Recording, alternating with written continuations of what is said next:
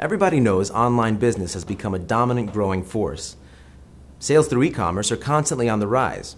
Last year alone, global online sales surpassed $1 trillion. What some don't know is the scope of work that goes into creating and running a successful e-commerce business. Many get burnt in the process and endure some painful lessons along the way. The good news is, if you're equipped with a clear understanding of e-commerce functions and its processes, then you can avoid common pitfalls. It's important to recognize that e-commerce can no longer be perceived as a standalone animal, and it requires dedicated business functions to make it work. It's a complex ecosystem that depends on many things, like an e-commerce platform, management, accounting, information technology, marketing, inventory control, fulfillment, and more.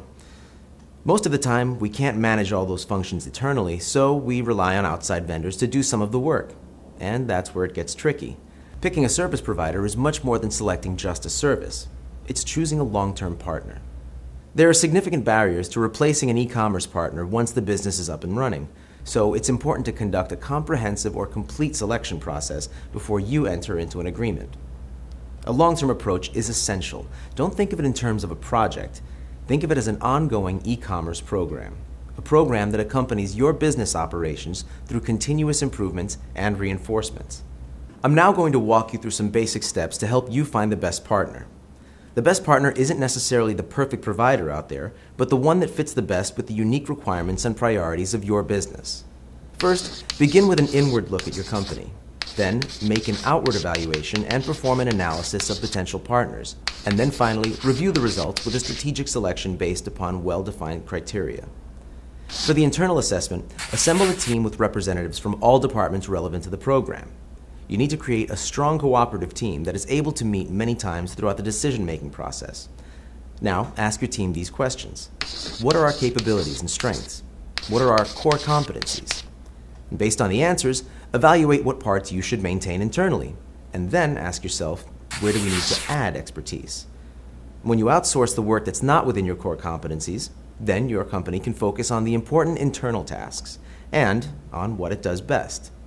Now you're ready to construct an effective request for a proposal. Keep your specific requirements and priorities in mind when you lay down the foundation for the RFP. This will later help you recognize the key differences of potential partners. Regardless of what business you're in, your RFP should include these 5 key elements. 1. Clearly outline your priorities and objectives. Keep in mind that clarity in the RFP, even stating what you don't know, is extremely beneficial to the process. 2. Describe your corporate culture and request your potential partner to provide the same. 3. Ask narrow and specific questions. The more specific, the better. This will prove invaluable in every phase of the program. 4. Ask partners to outline what success looks like clearly. How do they get there? How will they measure it? If they can't answer this question, or if their response is vague, then it's time to look elsewhere. 5. Request several case studies. You definitely want to check out the work they have done for other clients. If you include these elements in your RFP process, then you're on the right track. Next, get to know the people. Remember, you're hiring people, not software. Your solution will only be as good as the people who execute it. So, meet the people who will do the work, not just the sales team and senior management. Go on site and visit their office to get a sense of their energy and company culture. Prepare diligently for client reference calls to achieve genuine feedback on their prior work. And talk to other service providers who have worked with the potential partner so you can gain as much insight about the people at the other end. As far as reference calls, given the program expenditure and time commitment, you have every right to request interviews with the clients. This will help you contrast promises versus reality. Do they deliver on what's promised and meet expectations? Do they complete tasks on time and on budget? How responsive are they when problems arise? How do they solve problems? Effective communication is another key indicator.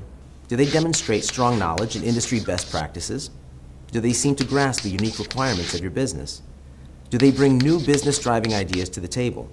Are they proactive, and do they communicate clearly on how to achieve goals and at what cost? All of these considerations will guide you to vital conclusions as part of your final selection. If you want, and I suspect you might, invest a little bit more time in fine-tuning the selection process with a weighted criteria evaluation method. This method allows you to quantify the data you've gathered.